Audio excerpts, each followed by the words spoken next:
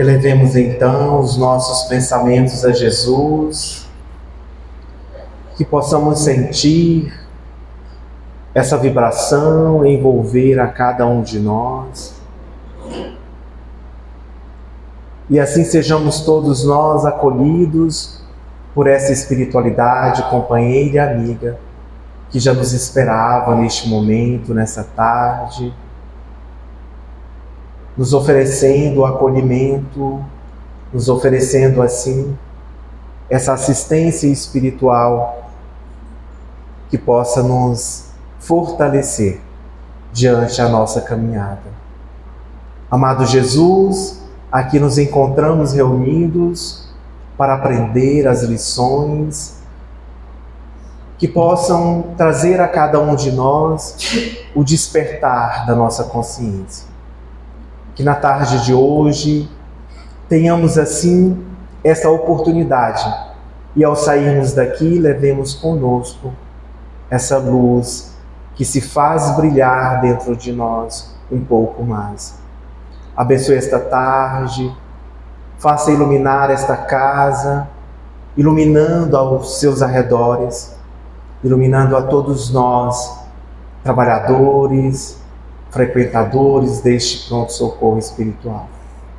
Que nosso Mestre Jesus, na sua bondade maior, possa permanecer entre nós nessa tarde bendita e que todos nós possamos assim nos sentir envolvidos por esse cuidado maior. Que os bons espíritos assim envolva o nosso irmão palestrante, envolva todos nós, para que nossas mentes estejam aqui presentes e assim possamos receber todo o conhecimento que nos foi doado nessa tarde. Graças a Deus, e que Jesus permaneça e esteja entre nós, não só agora, mas por toda a nossa existência. Que assim seja. Boa tarde. A gente fica muito feliz de recebê-los aqui na nossa casa. Ficamos muito felizes, Marlon, de você estar aqui conosco. O Marlon, ele gentilmente, cedeu em estar aqui. Ele vem de uma caminhada aí de lançamento do livro dele. Ele acabou de chegar em Goiânia, gente, está aqui para nos brindar aqui com a sua palestra, que traz o tema O Alto Amor. O Marlon, ele é psicólogo, professor, é escritor, estudando mais ainda, a sociologia, e ele é autor do canal Vai Pra Dentro, no YouTube e no Spotify. Esse canal, quem não conhece, dá uma passadinha lá. Foi um canal que me ajudou muito na pandemia, que ele nasce na pandemia, e as palestras dele estão todas gravadas lá, e leva muito a gente a essa reflexão dessa busca interna, de voltar esse olhar para dentro, enquanto a gente estava naquele movimento de olhar para fora. E hoje o Marlon está lançando o livro Qual é a Sua Dor? Esse livro está ali fora, quem tiver interesse. E ele tem também Qual é o Seu Valor? E Em Busca de Si Mesmo, que é maravilhoso. Fica aí a sugestão, de leitura e de estudo para o autoconhecimento. Então hoje nós estamos dando início à nossa 11ª jornada espírita do GECAL, que é um evento que a gente faz em comemoração ao aniversário da nossa casa, que completa esse mês 15 anos, uma adolescente. E aí a gente fica muito feliz de compartilhar com vocês esse momento, e muito feliz também, Marlon, de você estar aqui com a gente, comemorando essa caminhada, que não se dá de agora, mas há 15 anos a gente resolveu assumir esse compromisso de levar o Evangelho através dessa doutrina de amor. Convido você a estar aqui com a gente, A fala é sua, tem água aqui embaixo para você, tá bom? Muito tempo mesmo, 40 minutos. 40 minutos. Você vai querer o livro aí? Não vou usar.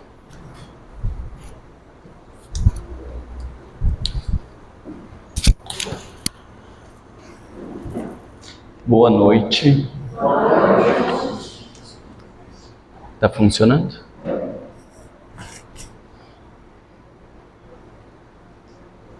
Boa noite de volta.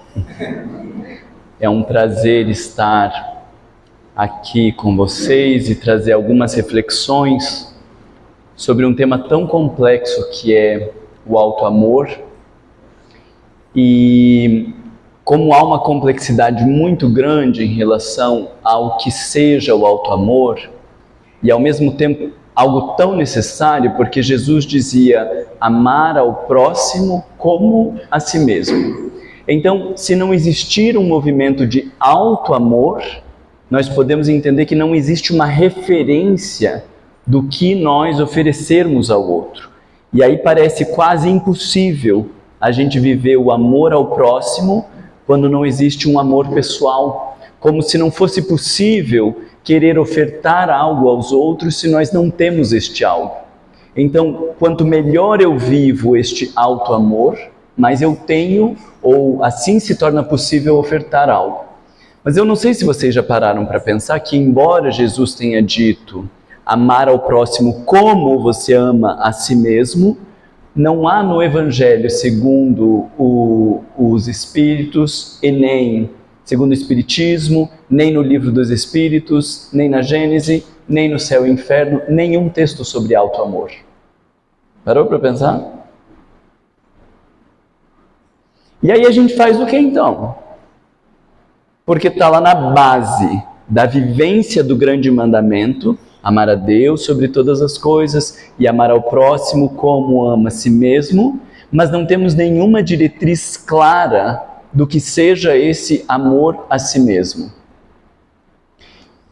A gente pode ter muitas hipóteses do porquê não existem essas diretrizes claras nos textos de Kardec sobre o que é o auto-amor, mas então não tem nenhuma resposta certa, né? Eu tenho algumas ideias. Quando a gente está falando de 170 anos atrás, ou se referindo aí a um passado muito próximo, a gente ainda estava numa barbárie bem séria. Vocês têm noção, assim, da nossa sociedade há 100, 200 anos atrás, as inquisições de 400 anos atrás, a gente ainda vivia, né, e ainda vivemos de alguma maneira, uma primitividade muito grande.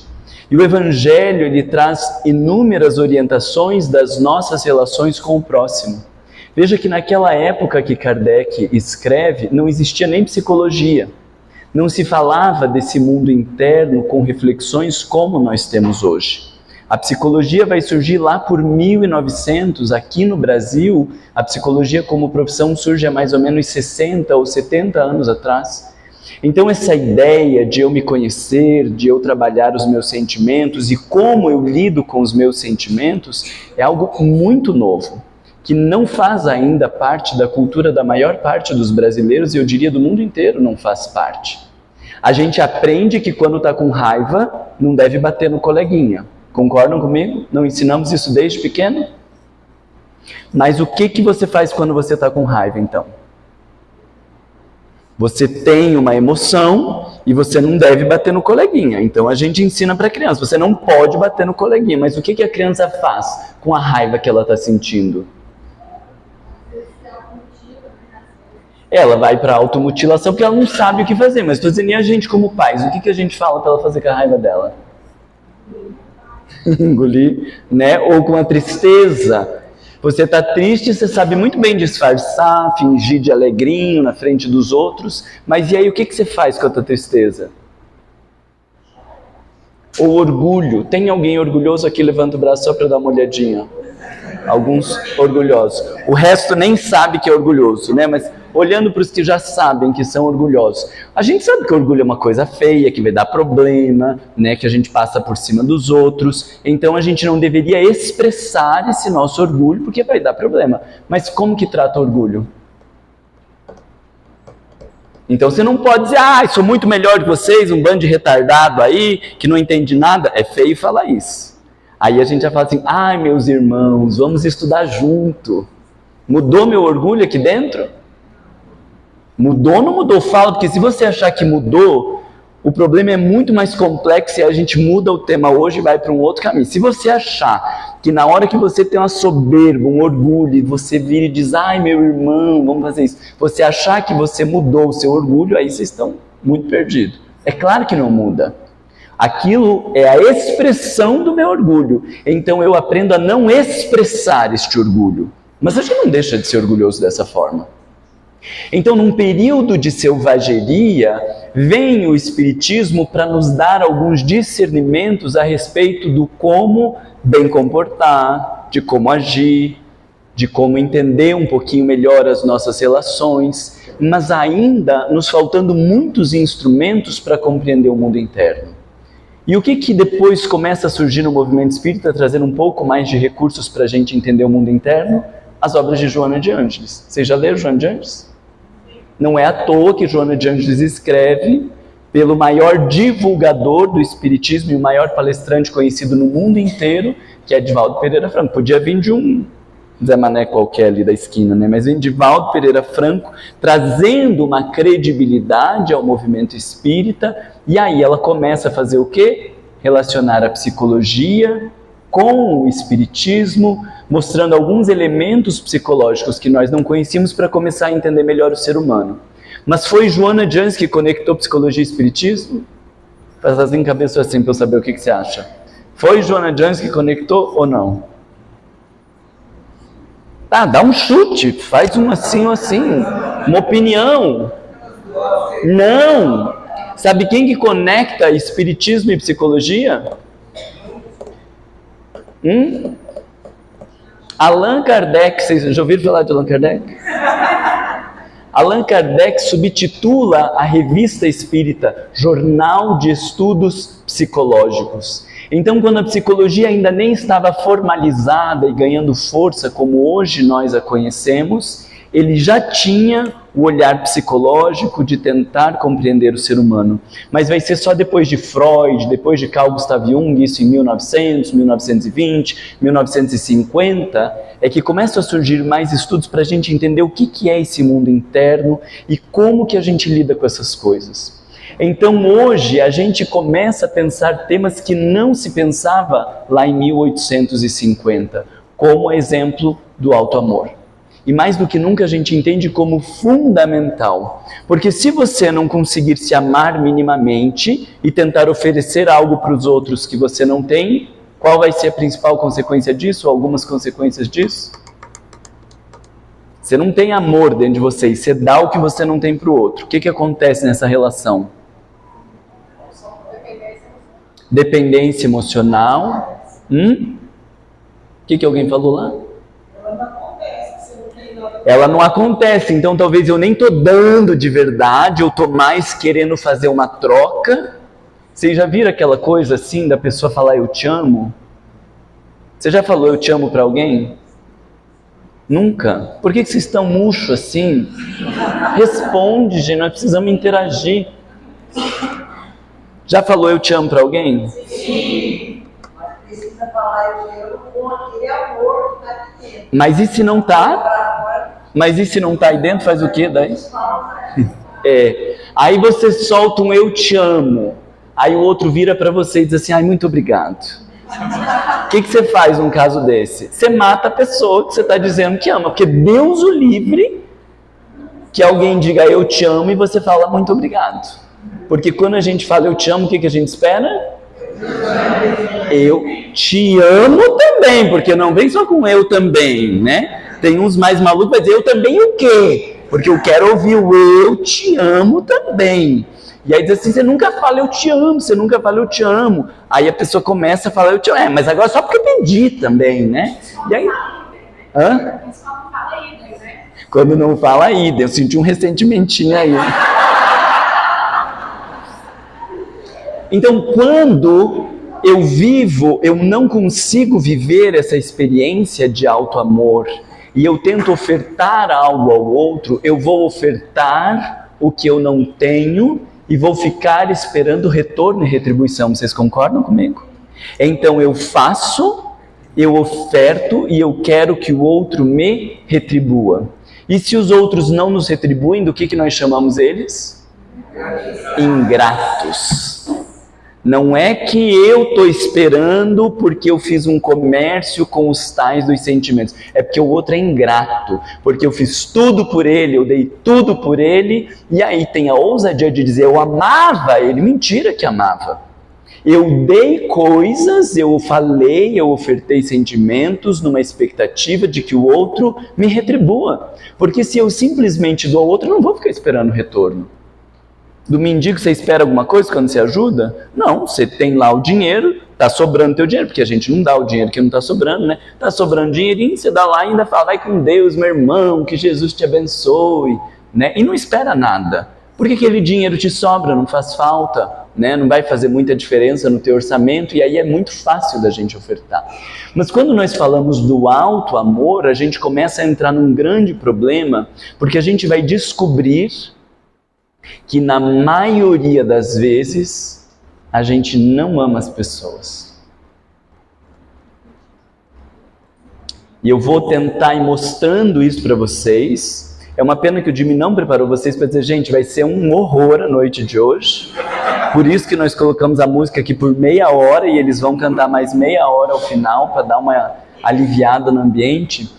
Mas porque nós precisamos, de fato, fazer muitas desconstruções. Afinal, quando nós olhamos a escala dos mundos, lembra lá dos mundos primitivos, depois vem o quê? A gente. A escala é de 1 a 5, saiu do primitivo, já é nós. Você está esperando o quê? Que você ama? Quem ama está aqui, ó. Nesse finzinho aqui da história. Aí você vem aqui com uma historiazinha de que ama, vai dar problema. Faz muito mais sentido você reconhecer que estando no início da caminhada, reconhece que não ama e fica muito mais claro estabelecer relações mais verdadeiras e legítimas do que essa discursarada aí de amor que ama filho e depois chama de ingrato, que ama marido e depois chama de oportunista, que ama as pessoas quando na verdade nós não amamos. E não há demérito nenhum em reconhecer que nós não amamos, porque isso é nível evolutivo de espíritos em mundos de provas e expiações. Vocês lembram lá do que Kardec fala? Isso está lá no Evangelho, capítulo 3, item 6. Nos mundos de provas e expiações predomina o amor. É isso que ele fala? Tem um bom número de pessoas que amam, é isso? Um amor mais ou menos. No mundo de provas e expiações amam pouco, é isso? Não, nos mundos de provas e expiações predomina o mal. Queria que vocês vissem a cara de alguns de vocês assim, de desgosto. Porque você vai ter que dizer que eu sou louco, ou você vai ter que assumir a tua inferioridade moral. Qual que você acha que você vai pegar mais fácil o caminho? Claro que o Marlon é louco, mas o Marlon está falando porque ele estudou o livro dos Espíritos, o Evangelho, já leu trocentas vezes para fundamentar o que está falando. Nos mundos de provas e expiações predomina o mal. Quem que habita aqui mundo de provas e expiação? Levanta a mão para dar uma olhada. Então em vocês também predomina o mal. Dá um ruinzinho, não dá? Mas Marlon, o amor materno, né? Você lê aqueles textos de Emmanuel, dá uma coisa tão aconchegante do amor materno, da coisa divina. Gente, é só para dar um suportinho e você continuar caminhando. Porque a gente faz tudo pelos filhos, mas na maioria das vezes a gente usa dos nossos filhos como vitrine. A gente quer que se comporte bem, a gente educa, tira boas notas, para depois dizer que é o meu filho. Porque o filho da vizinha, a gente não trata igual o nosso filho. Olha quanto de egoísmo tem aí. Então não é o ato da maternidade divina, que aí você lê Emmanuel. É o meu filho, porque entre o meu filho e o filho da minha irmã, qual que eu trato melhor? O meu, porque ele é meu. E ai se ele encontra uma sirigaita que não gosta de mim. A guerra já vai estar estabelecida. E algumas mães mais organizadas vão dizer, não é que eu não tenho problema que ele tenha namorado, mas justo aquela, né? E aí larga aquela, vem a outra, mas essa tem o outro, e cada um vai ter um problema. Por quê? Porque se eu dei tanto aos meus filhos, eles têm que dar tanto para quem? Para mim. E a gente fica horrorizado quando os filhos vão para a vida. E todo mundo julga, inclusive os outros que vão para a vida. Meu Deus, mas eu dei tanto, justamente alimentando e nutrindo aquela alma para ela ir para a vida. Mas como eu estou esvaziado de mim e dessa noção de auto-amor, eu quero que ele agora me reconheça, eu quero que ele me valorize, eu quero que ele me agradeça para tentar preencher este buraco que deveria ser preenchido com o auto-amor. Então, quando nós vemos uma Madre Teresa de Calcutá, um Francisco de Assis, um Paulo de Tarso, nós começamos a entender uma perspectiva de amor completamente diferente. Paulo de Tarso foi pregar. Eu estou aqui pregando. Não é bonito? Meu Deus, coitado, né? Acabou de vir de Brasília, estava num trabalho intenso, e aí mal tem tempo de descansar e vem levar a palavra às pobres almas de Goiás. Não parece uma coisa nobre assim? Um espírito evoluído, não dá um ar de evoluído assim? Eu queria fazer palestra, levar o evangelho. Mas se o pessoal aqui na audiência começa a xingar a gente, tratar mal, dizer cala a boca, vai embora, a gente volta mês que vem? Volta? Paulo voltava. E era apedrejado num lugar, saía no meio da madrugada, caminhava a noite inteira para no outro dia voltar a pregar. Entendeu a diferença da gente e de um missionário? Assim, só para ficar claro o predomínio do mal aqui? Fica mais ou menos clarinho para você? Teve um repórter que perguntou para a Madre Teresa de Calcutá: existem menos pobres na rua do que quando a senhora começou a trabalhar?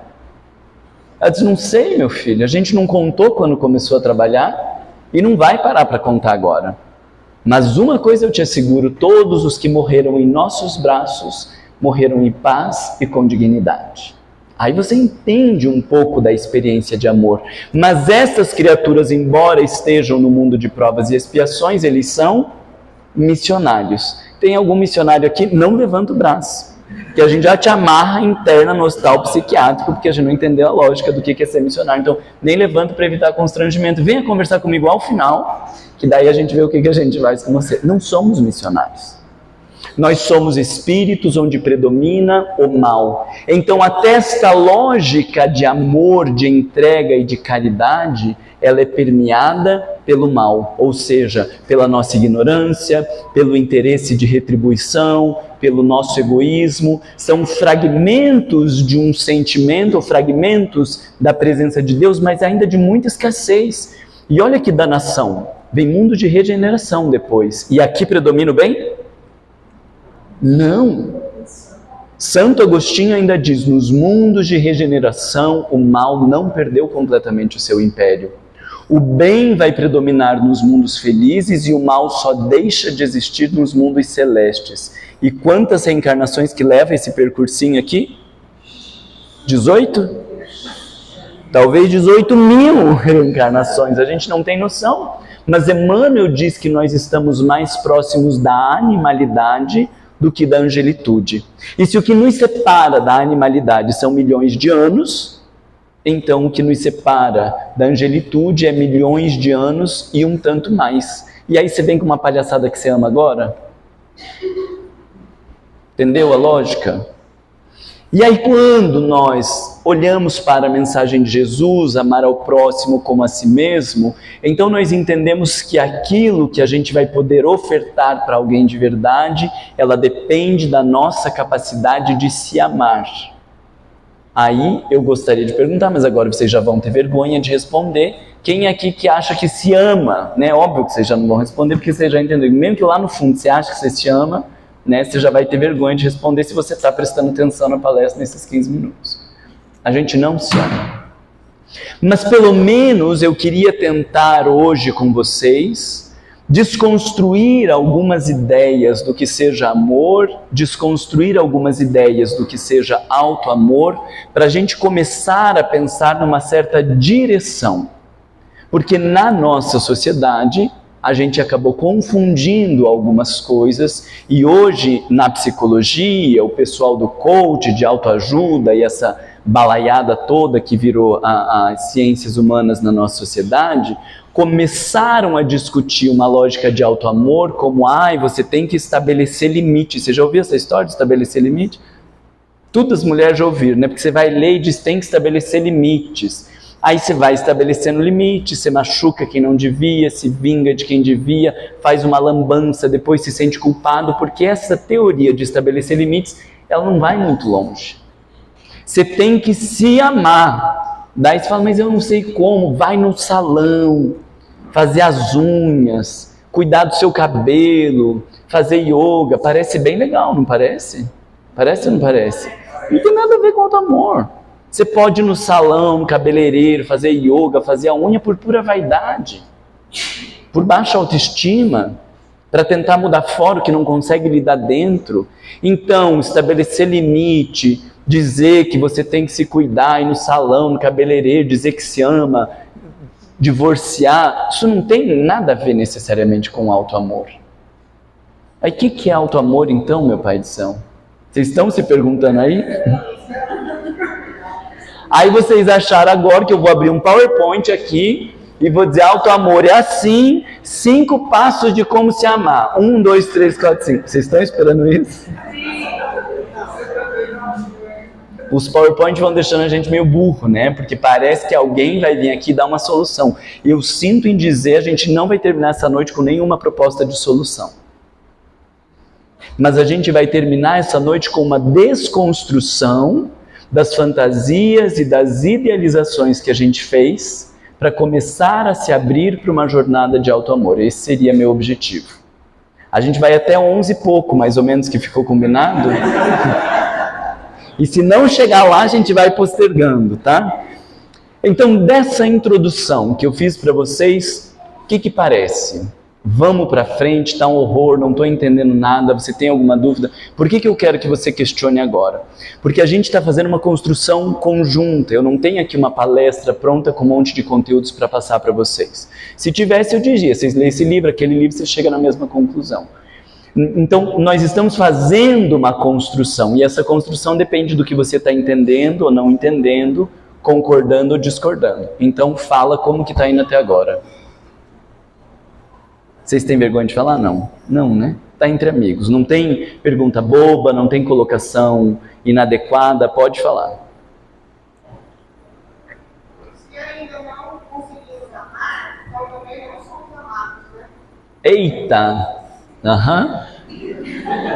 Mas essa parte não é um pouquinho mais fácil de aceitar? Vocês acham que os nossos pais amaram a gente? Meu Deus, eles atenderam necessidades, né? Os nossos pais estavam preocupados de ofertar alimentação, de ajeitar a roupa. Deus o livre que enfiasse o dedo no nariz, tira o dedo do nariz, a se comportar, a ser uma pessoa adequada. Mas quantos de nós vivemos esse sentimento de que eu sou amado independente das minhas atitudes ou do que eu faça? A maioria de nós não viveu essa experiência. Embora a gente veja essa presença do amor em alguma medida até lá no filho que vai preso. E aí a mãe vai lá e visita mesmo sabendo que é um delinquente. Então existe ali um germe de amor, né? Eu não estou falando que não exista, mas existe um predomínio do mal, ou seja, há muito mais do nosso egoísmo, há muito mais do egocentrismo e do orgulho do que do amor. Né? Então, nossos pais, e talvez vocês vejam isso também na relação com os nossos filhos, Deus o livre que eu seja chamado na escola. Por quê? Porque parece que eu não estou educando direito. E não sei a história de vocês, mas assim, se falasse que a gente é um problema na sala de aula, eu apanhava de cinta em casa. Porque minha mãe estava preocupada em educar, mas não no sentido do educar para o desenvolvimento. É para não virar um delinquente, é para a mulher não virar uma vagabunda, é para ter um futuro decente, é uma tentativa de colocar o sujeito na linha. Isso é uma expressão de amor? Vamos pensar que sim, é uma expressão de cuidado, mas muito longe do amor verdadeiro que um dia a gente vai viver enquanto humanidade. Então também não precisamos, né, acabar com tudo. Já vi um já querendo mandar mensagem para o marido aqui, que eu não amo mesmo, e não vou mais falar eu te amo, e também não quero que você fale, mas não, dá uma segurada. né? Vamos pensar assim, saímos do 100%, 90% e estamos chegando no quê? 15% de amor, 20%. Tá bom?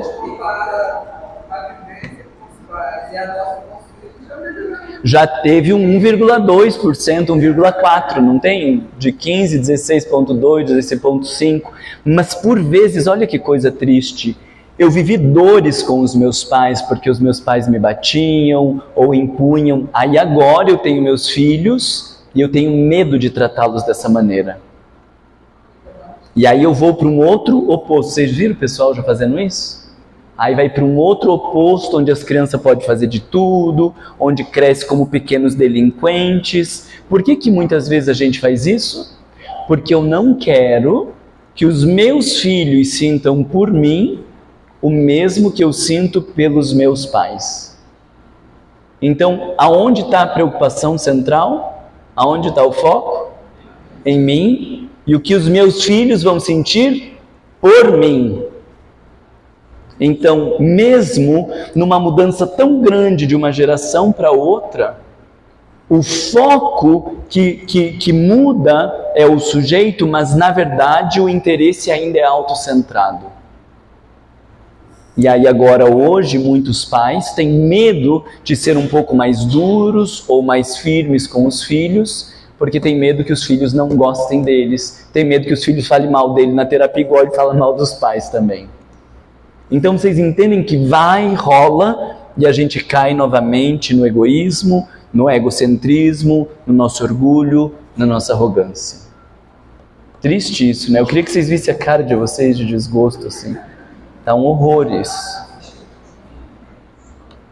O que mais? Se vocês têm alguma questão ou algum pensamento aí que está rondando na cabeça de vocês para compartilhar, fala. Eu me sinto um pouco aliviada. Aliviada? Bom. Essa exigência autocrítica que a gente tem tão forte, né, por nós mesmos, pela sociedade, pelo dia a dia, nos faz querer incessantemente sermos bons. E conhecendo toda a questão a nível mais macro, a gente está aqui para aprender, para crescer, para nos aproximarmos mais, né, de dar luz de Jesus e tudo mais. Eu, na verdade, me sinto um pouco mais aliviado.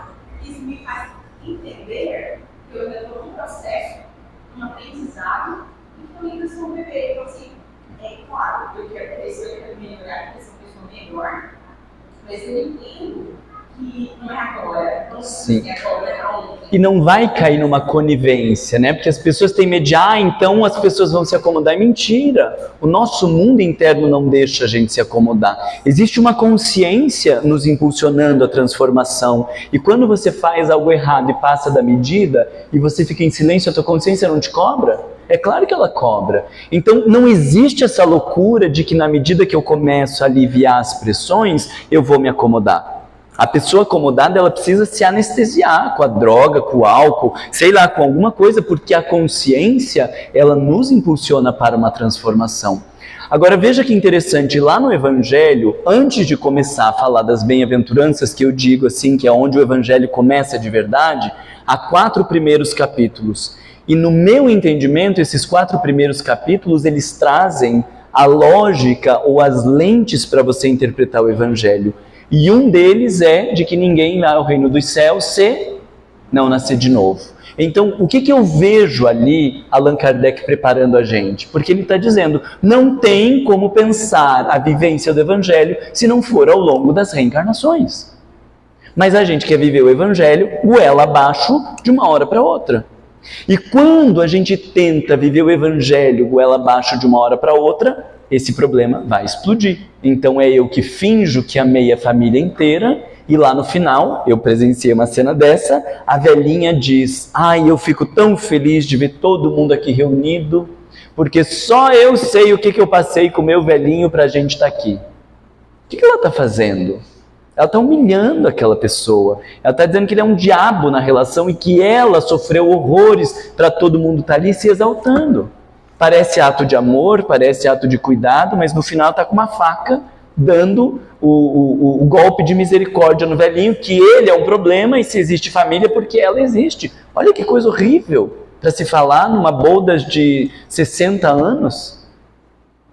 Mas a gente, se não presta atenção, a gente até acha bonito. Então, há que se entender que o Evangelho vai nos transformando ao longo dos milênios. Nem desce da próxima reencarnação, é ao longo dos milênios. E uma questão que é muito interessante e muito pouco explorada na doutrina espírita é a questão 919, que vocês já devem ter ouvido, quando Allan Kardec pergunta qual o meio prático mais eficiente que tem o homem de se transformar moralmente e não ser arrastado pelo mal. Então, como que eu faço para me transformar moralmente? Para eu não repetir os mesmos erros, os mesmos equívocos, os mesmos problemas. E o que os Espíritos respondem? Conhece-te a ti mesmo. Então, eles não estão falando do autodescobrimento como, eu vou conhecer meu orgulho, agora eu sei que eu sou orgulhoso e aí eu vou me esforçar para não ser orgulhoso. Porque a hora que você se esforça para não ser orgulhoso, o teu orgulho vai para o inconsciente e você atua orgulhosamente sem perceber. O que os Espíritos responderam para Kardec, o meio de se transformar moralmente, eles poderiam ter escrito, se esforça para fazer o oposto. Foi isso que os Espíritos falaram? Não. Então, se você é orgulhoso, como que você transforma o teu orgulho? Se conhecendo. E o que quer dizer se conhecendo em termos do orgulho?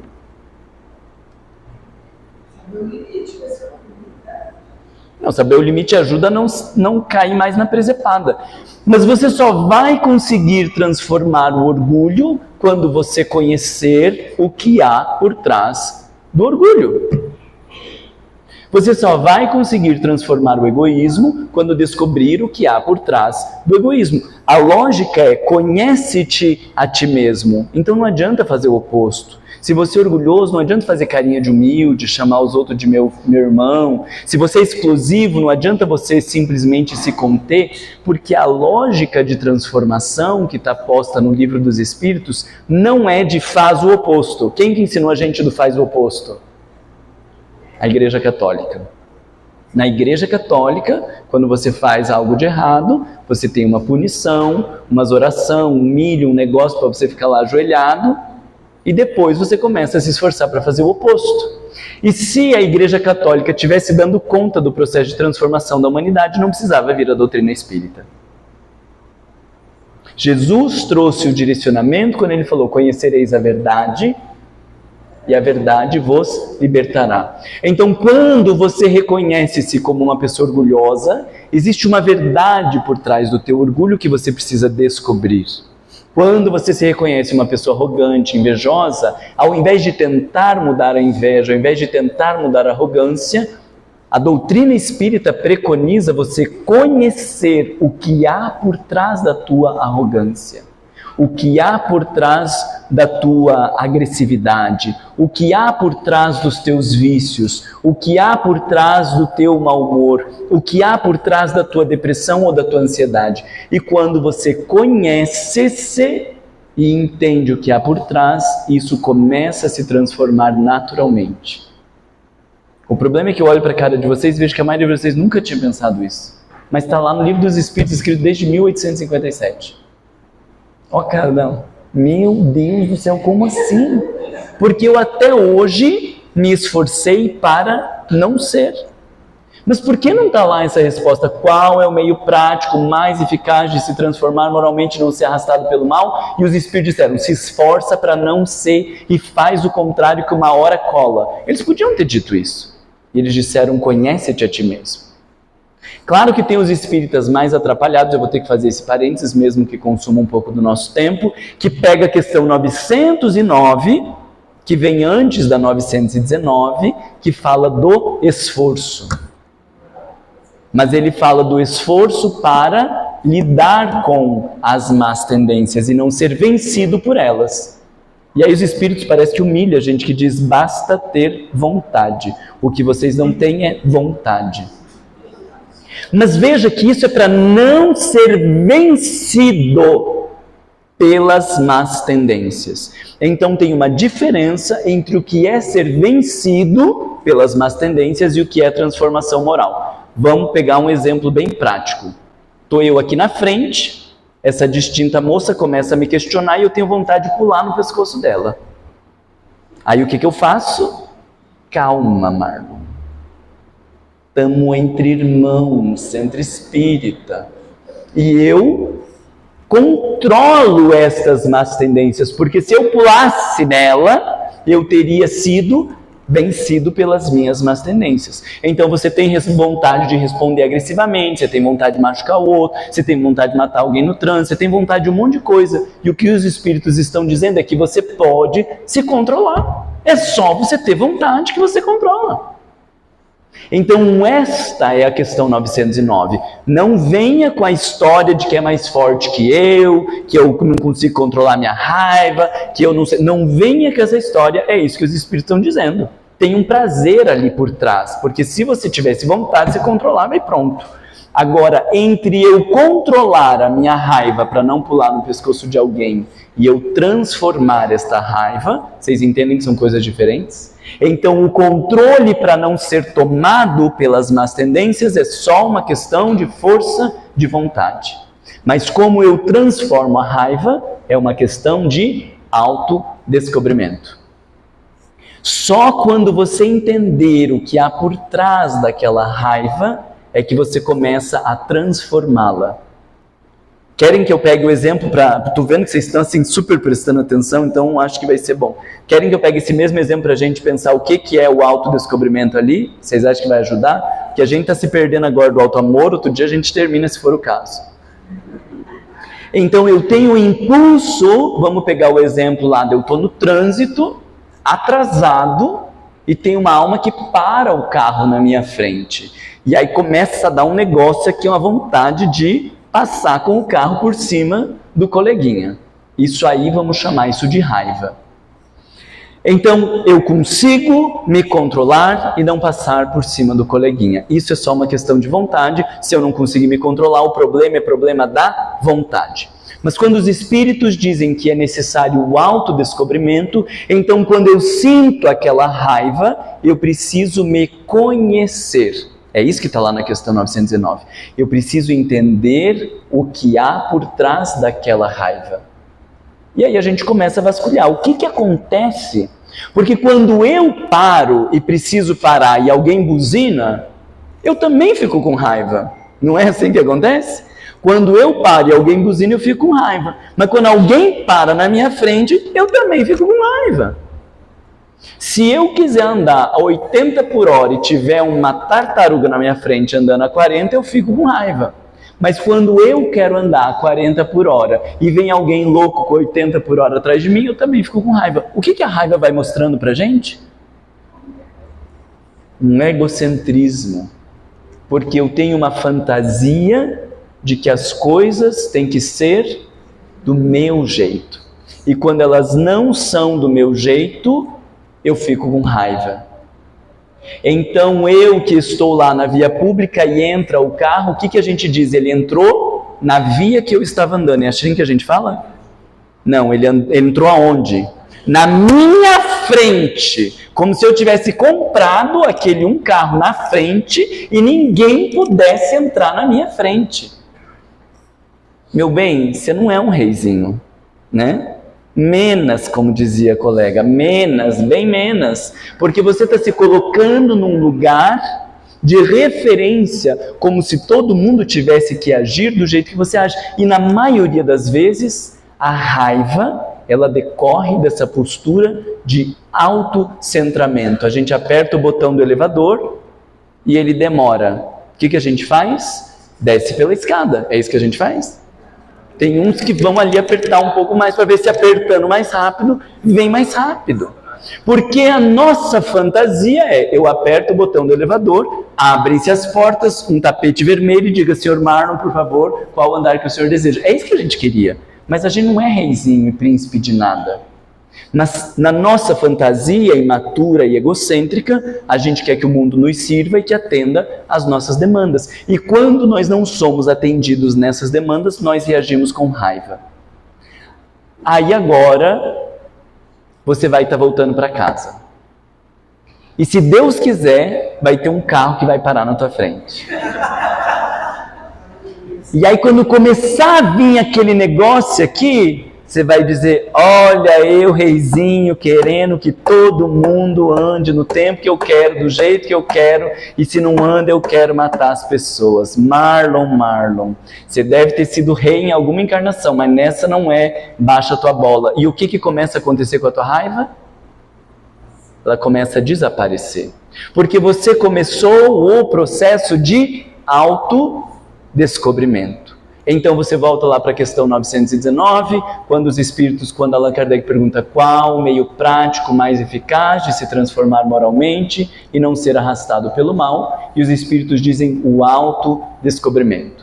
Então o mesmo exemplo que eu dei para vocês em relação à raiva, ele deve ser aplicado a qualquer uma de todas as nossas outras características, a vaidade, a inveja, o orgulho, a arrogância, e quando nós começamos a conhecer o que há por trás, essa coisa começa a se transformar. Demora quantos anos? 280 milhões, 966, tá? Porque não começa a loquear de querer conhecer tudo agora, enlouquecer e achar que você vai mudar tudo agora, porque isso é de volta você alimentando o teu egocentrismo. Faz sentido o raciocínio para vocês? Sim. Agora vamos pensar o que é o amor.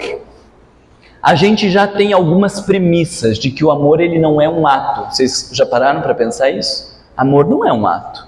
Eu posso ter uma atitude que expressa o meu amor, mas amor não é um ato. Concordam comigo? Como que você sabe se alguém te ama?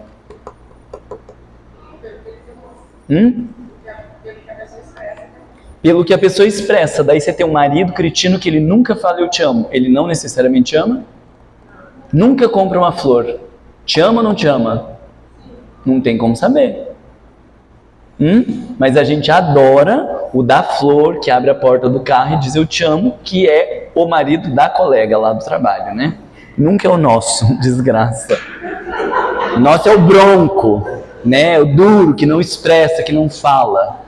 Dá para você dizer que alguém que não diz eu te amo, que não abre a porta do carro, ou que não te trata como meu bem, essa pessoa não te ame? Não dá, porque há pessoas que amam e não expressam por essa via. Como que você sabe quando uma pessoa te ama? Os filhos, como que eles dizem se a gente ama ou não ama?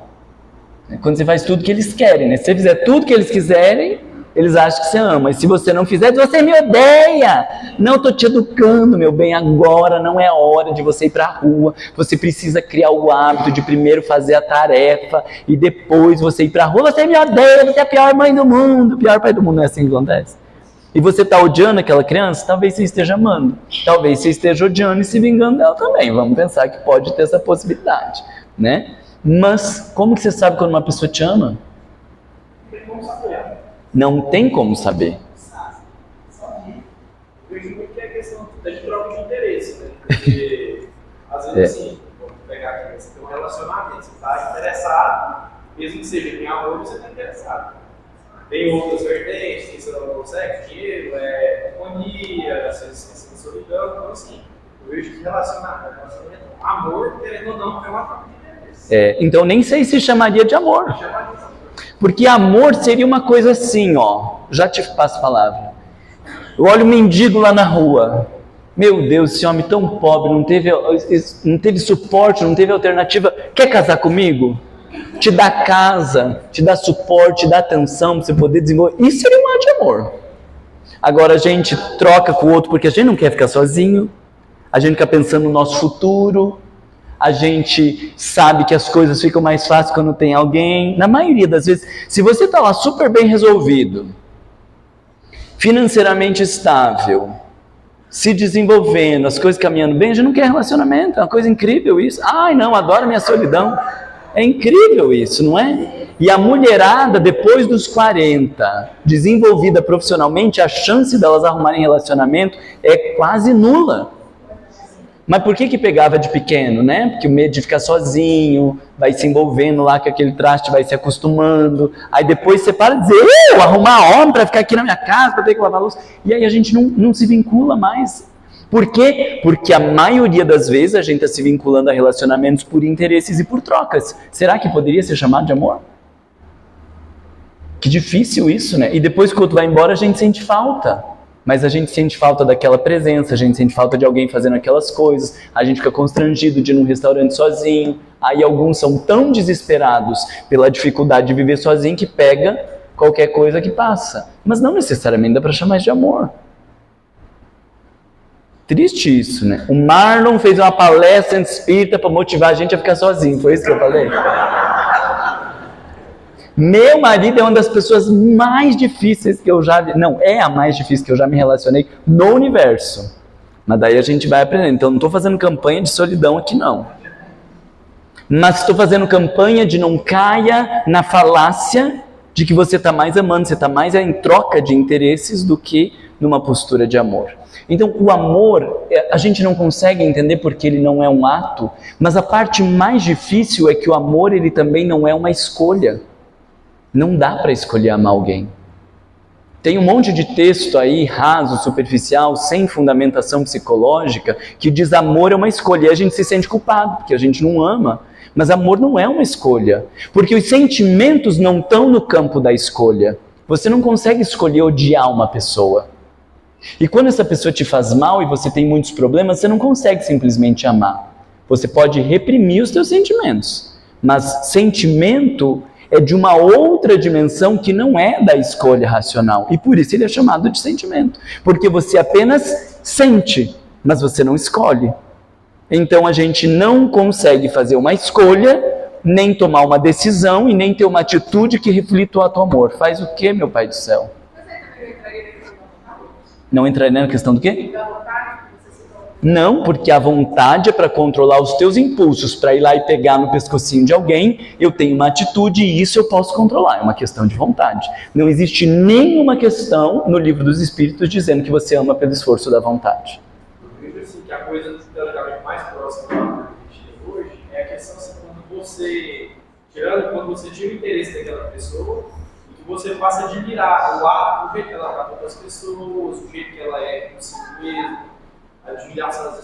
Então o que você está trazendo? Um conhecer melhor a pessoa, você conhece melhor a realidade dela, aí talvez tenha um caminho interessante. Você ia falar e eu cortei, já pulamos?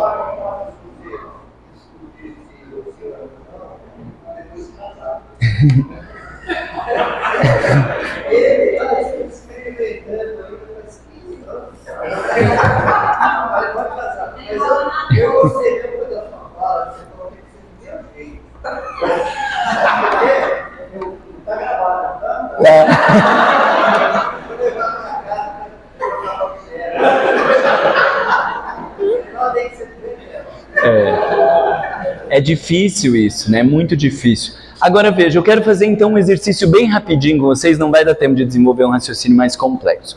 Se eu trago aqui para vocês um criminoso, e eu falo para vocês que ele matou a mulher dele, matou a filha dele, que é um traficante, um delinquente, apresento ele para vocês. O que vocês acham que começam a sentir em relação a esse homem? Medo. Que mais? Raiva. Como que matou uma criança de 5 anos de idade, estuprou e matou uma mulher e degolou a mulher, e aí você começa a sentir um monte de coisas ruins que não estão no campo da nossa escolha.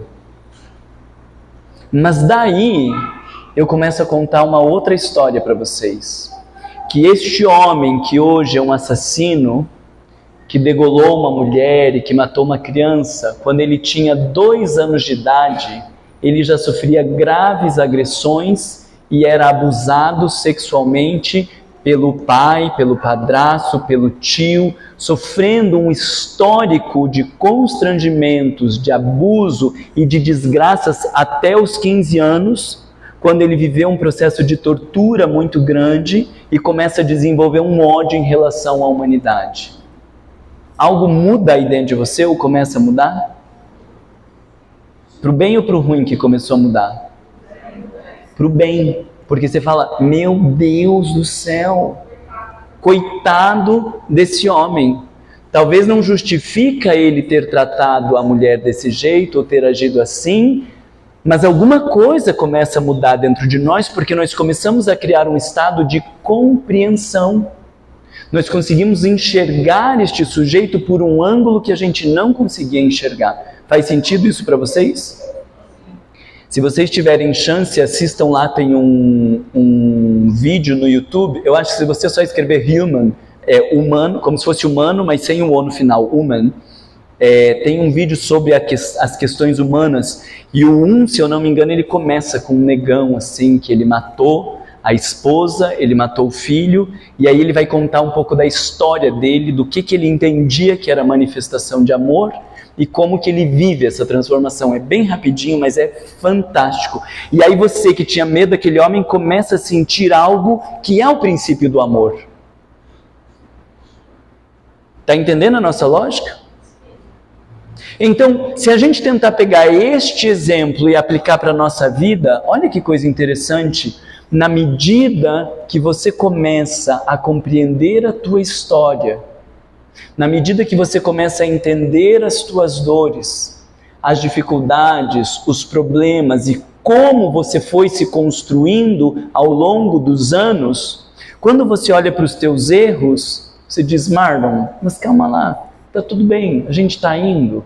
Vamos pensar em tudo que você passou, em todos os problemas. Mas quando eu não tenho a postura compreensiva e eu cometo um erro, o que eu faço? Burro, meu Deus, já é a 4ª vez, aonde que está com a cabeça? E me trato com desrespeito e com agressividade. Você conseguiu trazer aquele exemplo para a relação comigo mesmo? Mesmo que você cometa algum, sei lá, né? Eu vejo pessoas que faliram uma empresa e aí elas cometem suicídio. Traíram ou foram traídos e aí se matam, né? A gente está no Setembro Amarelo falando da questão da prevenção do suicídio. Mas quando eu começo a me olhar e tentar compreender a minha história, compreender as minhas dores, compreender o que a vida me ofertou ou não ofertou, naturalmente eu começo a ter uma postura de mais respeito, de mais cuidado e de mais tolerância comigo. Faz sentido esse raciocínio para vocês? Agora, quantos de nós têm conhecimento da própria história? Quantos de nós conseguem falar da dor que viveu, dos constrangimentos da infância? A gente parece que apagou isso. E fica se exigindo uma postura perfeita e maravilhosa que não cabe nessa realidade. É terapia para todos nós lembrar das dores, das dificuldades, dos problemas que nós passamos, não para cair num lugar de vitimização, mas para que na hora que nós olhamos, que nós estamos tão longe de ser quem a gente idealiza, ao invés de eu ficar me culpando, ao invés de eu ficar me cobrando, me exigindo e me machucando, eu começo a olhar com um pouco mais de respeito e cuidado para mim, da mesma forma que quando eu conheço a história das pessoas, eu começo a olhar com um pouco mais de respeito e cuidado pelas pessoas. E aí eu pergunto para vocês, compreensão, tolerância, respeito e cuidado não são manifestações do amor? Então eu acho que assim você vai pegando um pouco da ideia. E aí depois, quem sabe, num outro momento a gente volta e continua essa conversa, tá bom? Marcos, então a palavra do bom samaritano também ilustra bem o que é o amor. Porque na hora que o viajante recorda aquela pessoa que foi agredida, ele não quer saber a idade, não quer saber se ela é rica, se ela é pobre, se ela é um estuprador, não quer saber de nada, ele simplesmente trata a partir do sentido. Sim. Mas obviamente por tudo que ele já cultivou, né, pela pessoa que ele é, né, e daí a gente tem para ofertar. Por isso que a parábola do samaritano ela serve como uma meta. Mas daí você fica ajudando os outros e você acha que você está sendo um bom samaritano, não deu certo. Porque você olhou o amor enquanto atitude e não enquanto sentimento, né? O que faz aquele homem se dobrar ali ao sujeito que precisava de ajuda é o sentimento. É o que leva a uma lógica de compreensão, de entender aquela dor, de entender o abandono e de cuidar daquela pessoa. Então, existe um percurso que ele é muito mais complexo do que a gente está acostumado a descrever. E é isso que eu queria trazer um pouco para vocês, para a gente começar a pensar em diferentes caminhos da vivência do alto amor. Porque, veja, quando eu começo a olhar para as minhas dores, para as minhas dificuldades e entendo a minha vaidade, a minha inveja, o que vai acontecer na hora que você vê uma pessoa invejosa? Você começa a compreender ela. Na hora que você percebe, ou sei lá, se você já traiu alguma vez, e você entende que você traiu num momento de fragilidade, querendo atenção, se sentir importante para o outro, alguém fala da traição, o que você sente por essa pessoa? Você sente compreensão, tolerância, compaixão. Agora, se você nunca traiu e você não entende dos dramas que são envolvidos na traição e alguém fala da traição, o que a gente sente? A gente sente raiva, a gente julga, a gente condena. Então, fica claro para vocês o quanto, na medida que eu vou vivendo uma história mais respeitosa e amorosa comigo, isso se reflete na forma como eu me trato e na forma como eu trato os outros. E daí faz todo sentido quando Jesus diz amar ao próximo como a si mesmo. E aí a gente começa agora a colocar muito mais energia e atenção neste o que é amar a mim mesmo, para que a gente possa viver o verdadeiro mandamento. Mas essa jornada de começar a olhar para mim, entender, não tem que partir do princípio da vontade, do querer? Não, geralmente ela parte da dor. Então, mas, por exemplo, você citou aí terapia, né? Eu já recomendei terapia para não humilhar dessa pessoa. Mas o dia que o sujeito está na dor, o dia que ele está fazendo um monte de sintomas, aí ele procura. Não é pela vontade. E não é só a vontade que faz a gente avançar na terapia, né? Porque você pode ter vontade. A maioria das vezes é a dor. E a vida está tão desconfortável e desprazerosa que eu preciso ir lá para a terapia para tentar lidar com isso, né? Essa é a lógica do Freud. Enquanto não estiver muito ruim, a maioria das pessoas não mexe no que precisa mexer. Você está vendo? É eles que dizem dá tempo ou não. Dá tempo ou não? Bom, enquanto eles estão se enrolando lá... A questão do amor próprio é a questão da autossabotagem. A pessoa começa a se autossabotar, seja profissional, relacionamento, outras áreas da vida. Por que a pessoa começa a se autossabotar? Na minha lógica dos estudos que eu fiz até hoje, autossabotagem tem a ver com um nível de exigência muito alto. Então, a maioria das pessoas que descreve autossabotagem, elas têm uma idealização, elas querem ser aquilo que não cabe, elas querem compensar, às vezes, outras dores, fragilidades, atender expectativas alheias, e o que faz a sabotagem é o inconsciente dizendo, para com essa palhaçada, você está querendo ser quem você não é. Então, o tratamento da autossabotagem, na maioria das vezes, tem a ver com diminuir idealização, diminuir expectativas e reconhecer mais a nossa humanidade. O sujeito que reconhece a sua humanidade e que oferece para o mundo o que ele tem a oferecer sem grandes idealizações não vive autossabotagem. Então, quando eu estou lá na idealização, isso é um desamor. Porque eu não estou perguntando o que eu posso ser ou o que me cabe ser. Eu estou querendo atender expectativas, eu estou querendo ser uma coisa que eu não sou, eu estou querendo oferecer para o mundo mais do que eu não tenho. Então, a autossabotagem, ela decorre de um desamor. É quase como o inconsciente dizendo, para, você não é isso. Vamos conviver com o que você é e aceitar quem você é. Agora você vai lá para uma terapia comportamental louca. O sujeito fala de autossabotagem, o que os terapeutas vão fazer? Não, vamos reforçar mais, e você se prepara melhor, e daí só vai dando errado, dando errado, dando errado. Porque a gente precisa lembrar aqui, do nível 2, mundo de provas e expiações, predomínio do mal, e Kardec dizendo menos, bem menos. Você não precisa ser esse espetáculo para ser amado, para ser valorizado, bem menos. E na medida que a gente diminui expectativas, a coisa tende a se encaminhar.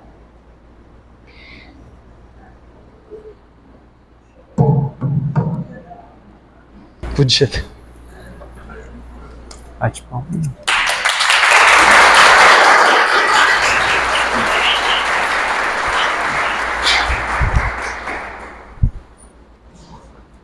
E aí?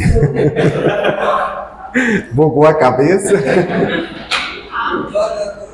Como que é? Pois é, ele precisa voltar, né? Para consertar a bagunça.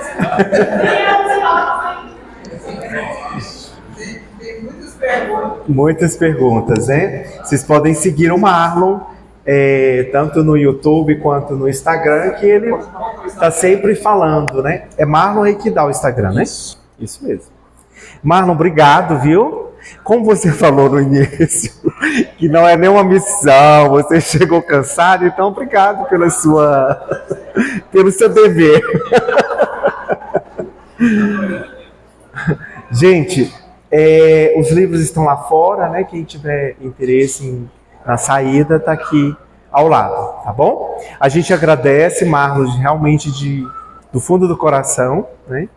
É muito importante, né, a gente fazer essas reflexões, pensar, sair da caixinha, né, para que a gente possa realmente nos colocar como que nós estamos diante dessas temáticas, né? Será que realmente a gente está amando? Será que a gente está tendo esse amor conosco mesmo? Então que nós continuemos a refletir e trabalhar isso conosco, né? Então a gente vai fazer agora a nossa prece final e logo após, aqueles que quiserem, a gente tem um passe, tá? E a gente vai estar encaminhando para o passe. Pode aguardar sentados que a gente faz o direcionamento, tá bom? Eu vou pedir a Alessandra no final, ela faz o encaminhamento. Tá?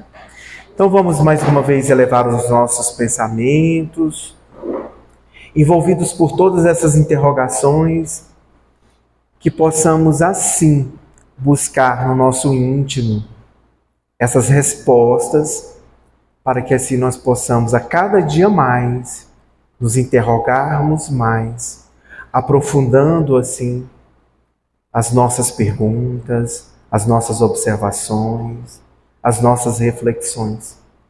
Amado Jesus, nós te agradecemos por essa tarde bendita, por momentos tão importantes que aqui vivenciamos, por toda a mensagem que foi trazida a nós, que nós possamos levar como um convite a buscar o autoconhecimento como uma rota para a nossa caminhada.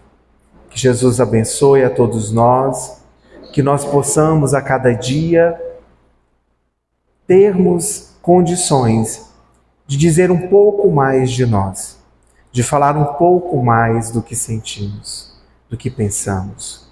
Obrigado por essa casa que nos acolhe e que nos dá essa oportunidade nessa tarde de estarmos aqui reunidos.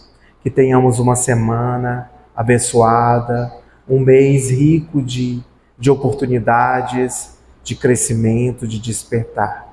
Que aproveitemos cada oportunidade, cada situação da rotina nossa no dia a dia como oportunidade para o nosso despertar.